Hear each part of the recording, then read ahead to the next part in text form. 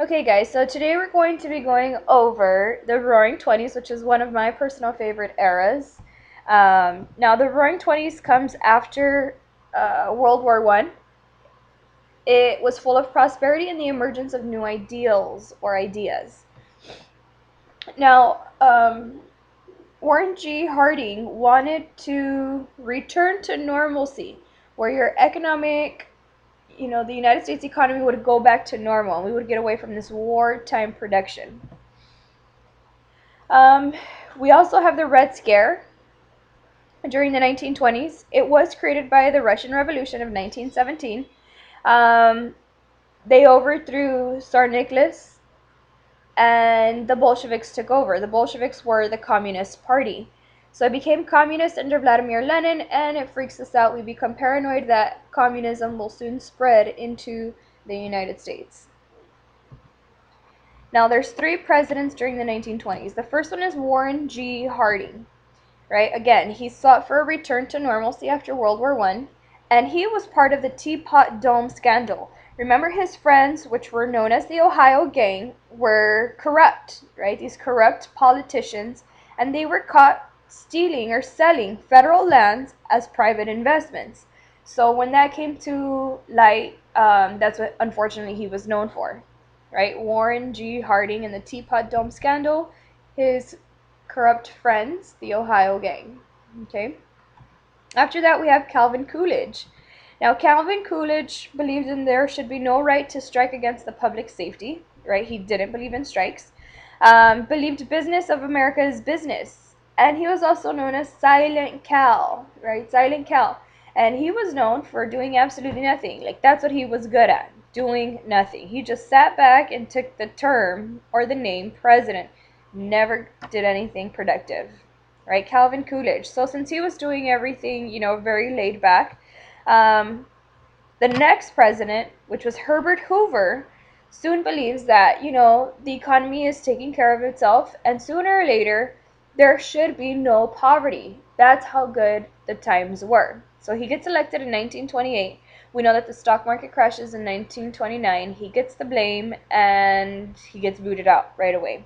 But he believed in rugged individualism, that the government should interfere at the very least, right? Very, very minimal interference by government, and that is rugged individualism. You by yourself, the country, the economy will take care of it on its own, right? You know what you're doing. It's rugged individualism by Herbert Hoover. A couple of reasons for prosperity of the 1920s. It was the rise of the automobile. Now, Henry Ford produced the Model T car for under $300.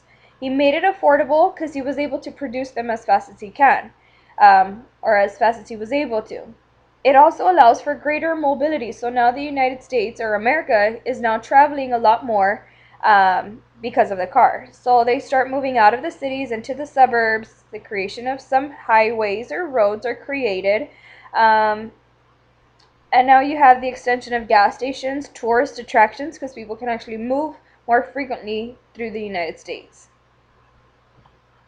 Other new industries, the electricity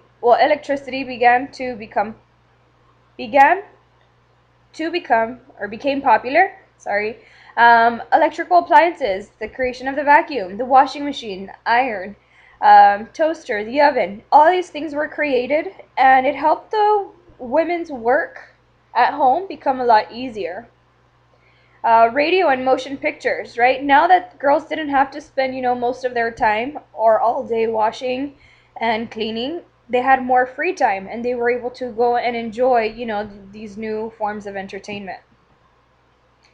More efficient production techniques like the assembly line. Instead of you building a whole car, you specialized in one part and you moved it on to the next person. So you were able to move the production lines a lot faster. And in the age of mass consumption, advertisements stimulated demand, whether they were commercials or in the newspapers. They were extremely popular.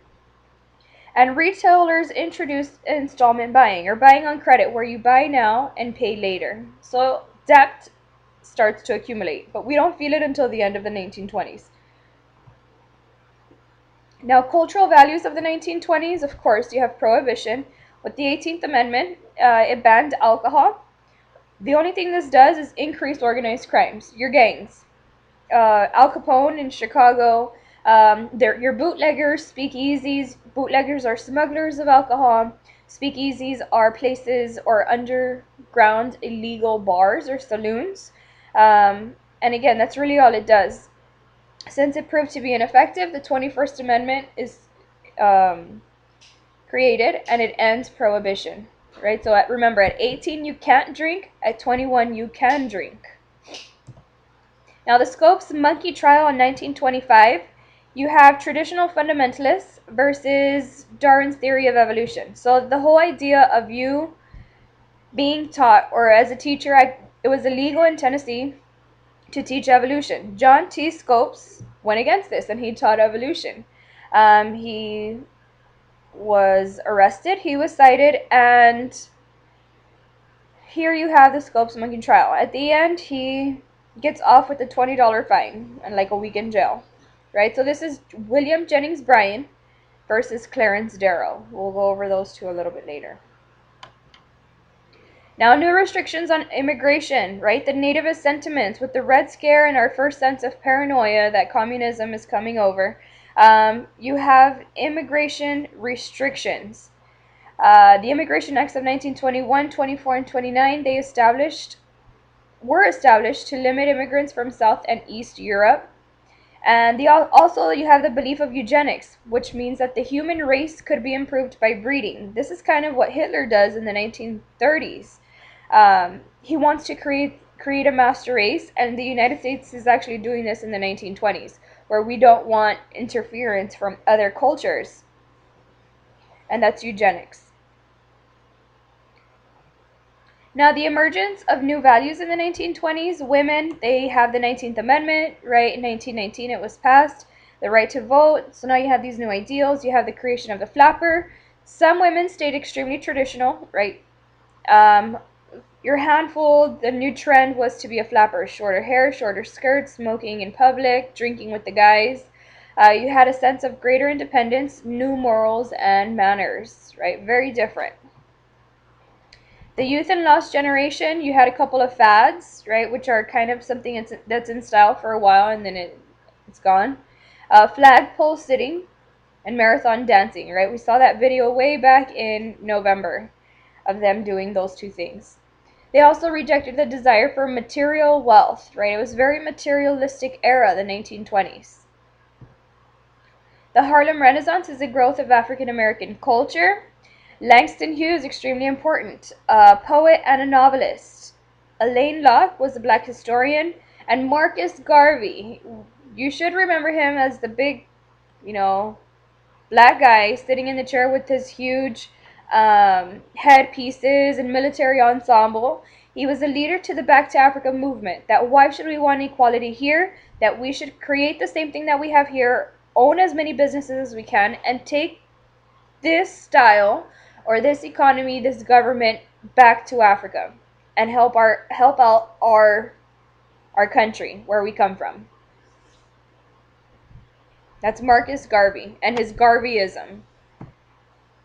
A couple of key individuals, Sacco and Vanzetti. Remember, these were two Italian immigrants that were accused and executed of a robbery, right? They were killed even though they were not found. There was not enough evidence to find them actually guilty. You have the nativist sentiment against them because they were accused of also being Italian anarchists, which is something we do not like in the United States during the 1920s. So they got killed for that, and to this day we don't know if they are innocent or not. Henry Ford perfected the assembly line, making the car affordable. That's what he is known for. Glenn Curtis, he was an aviation pioneer who developed airplanes that landed on water. Frances Willard, she was active in the temperance movement, prohibition, and the women's rights movement. And Clarence Darrow, he represented Scopes at the monkey trial on evolution in 1925. Other key individuals, William Jennings Bryan, again, he's familiar. We saw him he was the presidential candidate for the Populist Party back with the Gilded Age. And he also helped prosecute John Scopes at the monkey trial. So he was a fundamentalist. He was from the side that said we come from Adam and Eve, not from monkeys. That's William Jennings Bryan. Langston Hughes, again, African-American poet and writer during the Harlem Renaissance. Marcus Garvey, again, he believed in black-owned businesses, led Back to Africa movement. Charles Lindbergh, he was the first person to fly across the Atlantic solo, right? He was riding solo, he was riding solo. He also became an international hero. And the last person, of course, my favorite, F. Scott Fitzgerald. He was the author of The Great Gatsby and captured the spirit of the Jazz Age. Right? If y'all have any questions, y'all let me know. And a quick reminder, make sure you bring in the $3 that y'all owe me for your AP exam. Bye.